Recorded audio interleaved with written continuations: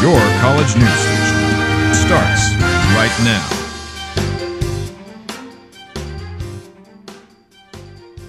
I'm Matthew Gady. Here's a look at our top stories. We introduce you to the newest employee of the Women's Center. PLU In Focus takes a deeper look into the proposed Obamacare issue. We talk to Hinderley's RHC president about the upcoming Toke Party and how you can get involved in RHC. All that and more next on News at 9. Senior Jimena Mascaro was recently hired by the Women's Center as a volunteer and program coordinator. Jimena Mascaro is the latest addition to the Women's Center staff. She is also a senior at PLU with a major in sociology and minor in women and gender studies. Mascaro was hired this June to replace Kelsey Greer after Greer graduated. I was thinking and asking about the scholarship, and I figured out that they also have a job position, so I was like, this would be an amazing idea. Mascaro works as a volunteer and program coordinator. That means doing things like preparing paperwork, making sure flyers are put up, and making coffee for people. Mascaro, originally from Peru, says that personal experiences of prejudice as a Latino immigrant are part of why she chose to study sociology. I wanted to kind of understand what's really going on, like the system of inequality and people in general. Jimena Mascaro wants to fight for gender equity and help disadvantaged women.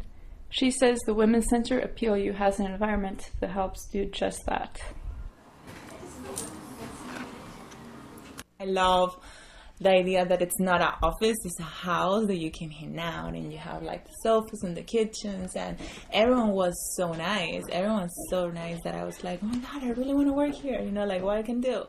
The Women's Center seeks to educate both men and women about gender-related issues, and is an important service to the entire PLU community. Mascaro's presence will certainly be felt as she helps facilitate and coordinate events the center is hosting. This is Kirsty Andreasen reporting for Mast TV. The Women's Center offers events, educates men and women about gender equality, and is open 9 a.m. to 5 p.m. Monday through Friday to the PLU community. You may soon be able to use your iPad or Kindle during takeoff and landing in a plane. Times, an FAA advisory panel will meet to complete its recommendations on restrictions for electronic devices while flying. According to the New York Times, the guidelines are expected to follow reading ebooks or other publications, listening to podcasts, and watching videos. The ban on sending and receiving emails and text messages or using Wi-Fi during takeoff or landing is expected to remain the same, and is the prohibition on making phone calls throughout the flight. The panel will recommend its new policy to the FAA by the end of the month. The government is edging closer to a shutdown, just days away unless Congress does something. Carla Zez shares 5 things you should know about the federal government closing its doors. Here are 5 things to know about a possible U.S. government shutdown. Number 1, it's up to Congress and the president to work this out. Congress has the job of passing spending bills that fund the U.S. government, and the president signs those bills into law. The government's financial year starts next week. That's why the deadline is October 1st. 2, President Obama's health care reform law, the Affordable Care Act, or Obamacare, factors in. Recent polls indicate public support for Obamacare is weakening. The Republican-led House of Representatives has voted to fund the government, but only if the health law is defunded, effectively killed. Neither the Democratic-led Senate nor the president will go for that, so someone will have to compromise on Obamacare to avoid a shutdown. 3, this wouldn't be the first time the government has shut down. The last 2 times were in the 1990s, one of them lasting 21 days. It was the longest shutdown in American history. 4, many Americans, though maybe not everyone, would notice. Some government workers would be furloughed, forced to take time off without pay. Vacation plans for millions would change because national parks and museums like the Smithsonian would be closed, and Americans wouldn't be able to get passports or certain government loans until the shutdown ended. But government workers considered essential, the military, the FBI, air traffic control, the TSA, they'll all stay on duty. Government medical coverage, Medicare, Medicaid would still be there for those who need it, and you'll still get snail mail. Postal delivery wouldn't change. 5, the economic impact. really depends on how long a shutdown would last. A few days likely wouldn't have much impact, but a few weeks could make a dent in gross domestic product, and in a fragile economy, that could hurt. Carl Azus, CNN, Atlanta. Facebook is banned in nearly all of China by the current communist government, but Chinese authorities are preparing to allow the social network and other Western websites in one major city. The ban would be lifted in the new Shanghai Free Trade Zone. A report in the South China Morning Post says the new policy will allow access to Facebook, Twitter, the New York Times, and other media sites. China is modeling Shanghai after Hong Kong, where internet censorship found elsewhere in China is relaxed. Foreign telecoms will also be allowed to provide interest across and around Shanghai. The South China Morning Post quoted an unnamed government official who said the new rules were aimed at attracting foreign workers, investors, and tourists. With the world watching, President Barack Obama addressed the world's pressing problems at the UN General Assembly. Among them, the diplomatic wrangling over securing Syria's chemical weapons stockpiles and relations between Iran and the U.S. Tori Dunnan takes a look. Each year, we come together. Speaking on the world stage, President Obama addressed the United Nations General Assembly, hitting on topics across the globe. The world is more stable than it was 5 years ago. The president said he was encouraged by the new Iranian president taking a more moderate course. So he's ordering Secretary of State John Kerry to pursue a nuclear agreement with Iran, despite decades of mistrust between the two nations. The roadblocks may prove to be too great, but I firmly believe the diplomatic path must be tested. On the subject of Syria, President Obama called for a UN Security Council resolution that mandates consequences if the Assad regime does not go forward with plans to allow the destruction of its chemical weapons. If we succeed, it will send a powerful message that the use of chemical weapons has no place in the 21st century, and that this body means what it says. Staying in the Middle East, President Obama says he's not afraid to use force if need be. The United States of America is prepared to use all elements of our power, including military force, to secure our core interests in the region. The president also mentioned the assault in Nairobi. In Kenya, we've seen terrorists target innocent civilians in a crowded shopping mall, and our hearts go out to the families of those who've been affected. In Washington, I'm Tori Dunnan reporting. Two senior administration officials tell CNN President Obama and Iranian President Hassan Rouhani will not meet during the UN General Assembly. The sources said it was just too complicated for Mr. Rouhani back home. Stay tuned, and we'll be back after the next commercial break. Next is PLU in Focus with Leah Traxel. This week, they take an in-depth look on the proposed issue of Obamacare. So here's the deal. I can show you a bunch of footage of third world countries with starving children and roofless shacks. But you've seen that all before. I can play on your emotions and explain to you why you have it so good and you owe it to the world to go out there and help others. But you already know that. The truth is, this is nothing new to you, but the world is still waiting for people like you. So what are you waiting for? Peace Corps. Life is calling. How far will you go?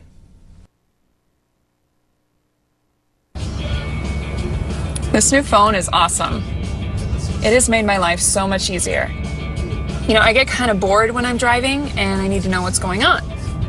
So now, with this huge screen, a keyboard, and a ton of apps, I can get a text and write back right away, no problem. It's like I barely even have to look at it.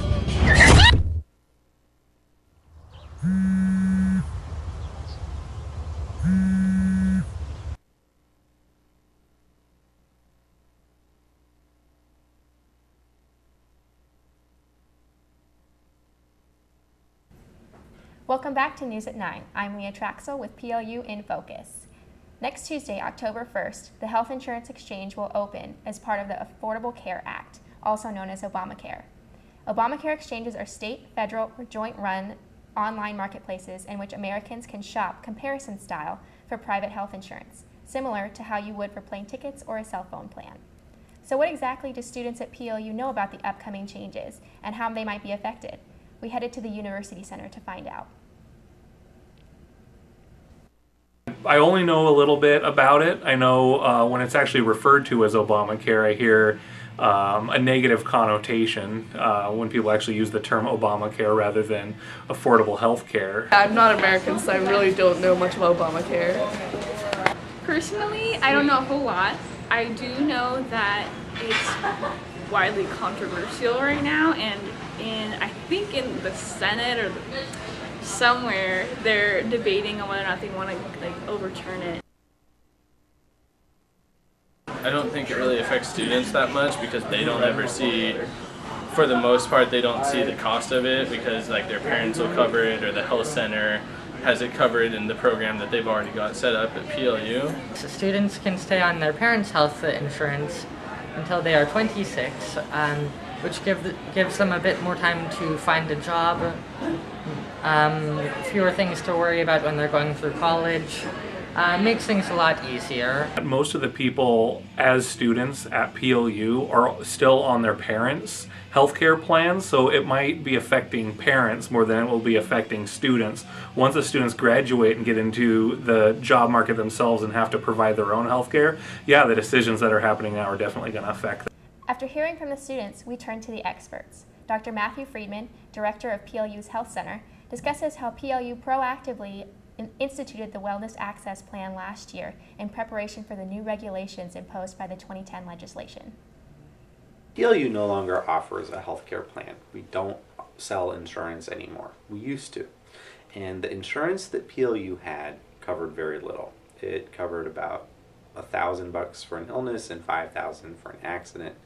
That it was really a bare bones system. And it was, I think, $450 a year or something like that. And it was a hard waiver plan that was set up that if you didn't have insurance of your own, you were automatically enrolled in the PLU plan so that everyone had some form of insurance. But under the Affordable Care Act, it was deemed that that's not insurance. You couldn't call that insurance anymore, and there was no such thing. And so that's how the Wellness Access Plan developed. Last year was when we introduced Wellness Access. So it used to be, for example, if you came to see us, you didn't have this backup if you had other insurance. So now, if you come to the PLU Health Center, first of all, we don't charge any student for any visit for any reason. I love being able to say that, and other schools don't have that. Sexually transmitted disease testing, if you met the criteria to test for everything, it was $78. It is now $0. Flu vaccine, which just got released, a week ago, used to be $25 and is now $0. We used to charge students per vaccine charge for vaccines that are state funded. So the ones you can get up until your 19th birthday used to be, I think, $15 each. Now we don't charge that fee. If you think you might have strep, it's no charge to do a rapid strep test, or if you might have a urinary tract infection or think you're pregnant, we don't charge for those things anymore. The only people who are assessed charges are graduate students, but everyone else, no. I think for us, it's interesting. As much as I try to do outreach on campus, students often don't understand all of the things that are available to them at the PLU Health Center. We've greatly expanded the variety and depth of services that are available to students here. That we have, I'm very proud of the level of competence, knowledge, experience of the staff that we have here and our ability to serve students. But it's sometimes sad when a student comes in as a senior and says, wow, I didn't know we had all this. Or they didn't realize that they could have been reimbursed for something and they wrote a check and they should have asked because, they paid into the Wellness Access Plan, so if they needed to use it, use it. So those are things messages I think will continue to propagate as this becomes part of the norm of being a PLU, that more and more people understand it. The health center here, I think, used to be a little more restrictive. It wasn't open as much, didn't have as many services available, or you had to shell out a lot of money for them. And now we don't have that anymore, and I'm really proud of that part of PLU, and we're going to do everything we can to keep it that way. Next, we'll hear from Dr. Lorena Guerrero, an assistant professor of nursing here at PLU. She discusses what college students should be aware of when it comes to healthcare and the upcoming changes. I think that many people have a misconception that this is socialized medicine. And it really isn't. Okay, if you look at it, the plans that are available are all private insurance companies that have put together plans for people that make it affordable for them. The government is trying to help people afford those plans by giving you like a discount, you know, so that you can afford to pay for those monthly premiums. But it's not a one-payer system. From what I've been told is the wellness plan at PLU does not qualify as a health insurance like you would purchase in the marketplace. First of all, I want to make sure that everybody understands that. The program is made so that you can seek care at the Student Health Care Center. And then above that, if you seek care outside, you have, I think, a benefit of $1,000 per diagnosis that they will pay towards that diagnosis. So, for example, let's say that I was treated for pneumonia, okay, and I needed a chest X-ray from somewhere else, or I needed medications from the pharmacy. I would have up to $1,000 in a benefit that they would pay to cover some of those expenses. Okay, but if, let's say, the medication didn't help for my pneumonia, and I ended up in the intensive care unit because it didn't get better, or you know, I needed to be intubated, or you know, you never know, but you know, it could happen. It would not cover that. You would still be responsible either through your own personal health insurance that you would purchase on your own, or your parents, or you know, somehow, or if you're uninsured, then you would still be responsible holding that bill. I've found out that here at PLU there are 2 students that are mandated to carry health insurance. Okay, those would be nursing students, of course, and then athletes, I also was told, have to carry health insurance. For the most part, those students that have to carry it, many of them, if they're having a hard time paying for insurance, they I should say they could, you know, stay on their parents' insurance if they qualify. If they don't qualify for them, they're paying for things out of their own pocket. Then I think for them, it would make total sense to go into the healthcare exchange and see whether or not they could get. They may qualify, first of all, for Medicaid. So you could qualify for a lot of help that maybe you wouldn't have if you, you know, before the Affordable Care Act. So that's definitely going to be a big change. I would like to tell young people to not leave things to chance, especially when it comes to your health. Read more about the Washington State Healthcare Exchange and find out what you and your family could be eligible for at www.wahealthplanfinder.org. I'm Leah Traxel with PLU in Focus. Up next is Devere Dudley and taking a look at how students can get involved with RHC.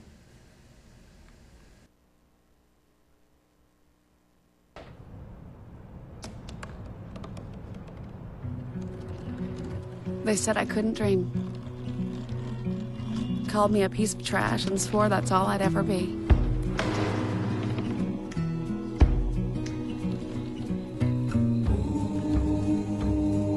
Said a bottle couldn't see the ocean.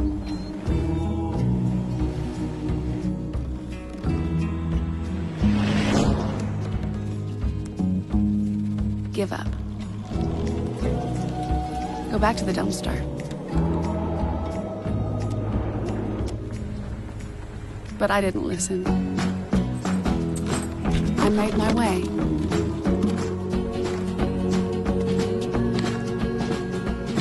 And now, I am what I've always wanted to be.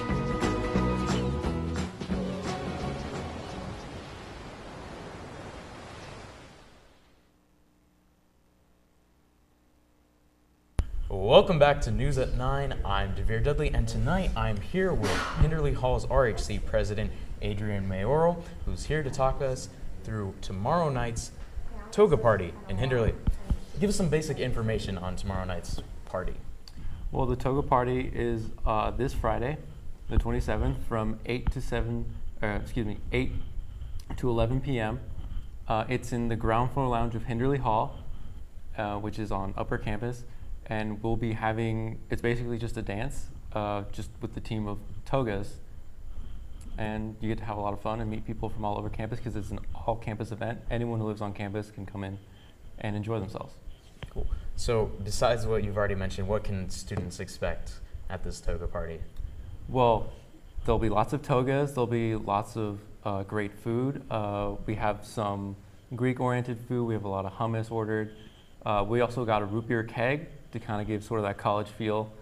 Of course, it's root beer because we're at school, but it's a lot of fun and it's kind of a new experience. It'll be kind of the first all-campus event for a lot of first years, and it's really important for us to make that experience really great, and it'll be really cool to kind of have something to kind of get first years together outside of the whole orientation thing, because they haven't really had to do that yet. I got you. Who's going to be DJing this event? Angela Shire from Laser Radio is going to be DJing, and she has great taste in music, and it's going to be a really, really good music and great dancing, and it'll be just a great time. Cool. So RHC seems to put on a lot of these events. What are, how can students get involved in their hall's RHCs? Well, the easiest way is just to go to RHC meetings. They happen on Tuesdays in the evening, generally around 8 p.m., because most of them have to be at that time. You just show up, you can give your input. You can be shy a little bit. I was the first time I went as a freshman, but really we welcome any sort of input. You get to know your RAs a lot better, RAs from different floors that you may not know. You get to be involved in the campus community too, especially if you decide to kind of fill in for a position. Then you kind of get connected to RHA, and you have a RHA person that you kind of meet with, and you get to know all about res life stuff going around on the campus, and it's really great to stay connected and kind of feel like you're contributing a lot more to your community. Do you know of any resident halls on campus that have open positions in their RHC now? Yeah, Harstad, Foss, Flieger, possibly Tingelstad, I believe, and I can't recall them. But if you're not in Hinderley or Ordal, generally they have an open position, at least one. Especially Foss. Foss needs a few more people to kind of help run the ship, because they're kind of a skeleton crew right now, and they really appreciate any kind of help. Even if you're not like an official member, just kind of being a regular member and just going to meetings would be really grateful to Foss and really any other RHC from any hall. What positions are open and what do they do exactly? Well, the most commonly open position is activities director and outreach, and they help kind of plan, kind of get the details of the events, because a lot of RHC is just planning events, and they kind of do a lot of the nitty-gritty part of that, as in like making sure times are okay, and really just hashing out the details. But that's really what all of RHC does, so it's not like you'll be like doing all of that by yourself. You'll just kind of be taking a specific role, which RHC has. Most RHCs have 6 positions. Most of the president and vice presidents are filled, but you have sustainability, which kind of helps get that input in planning, because sometimes you can forget about that stuff when you're planning events. So it's important to have a voice. There's a social justice director, which again is a voice to kind of bring up a perspective that could be forgotten when planning events. There are other ones, but your best bet is to either look online, or even better than that is to go to an RHC meeting and inquire about what you can do to help, even if it's not being on the board. So. All right, well, that is all the questions we have time for tonight. We'll see you again next Thursday at 9. Thank you again. Thank you. Check us out at mastmedia.plu.edu. For all the News at 9 crew, I'm Devere Dudley. Good night.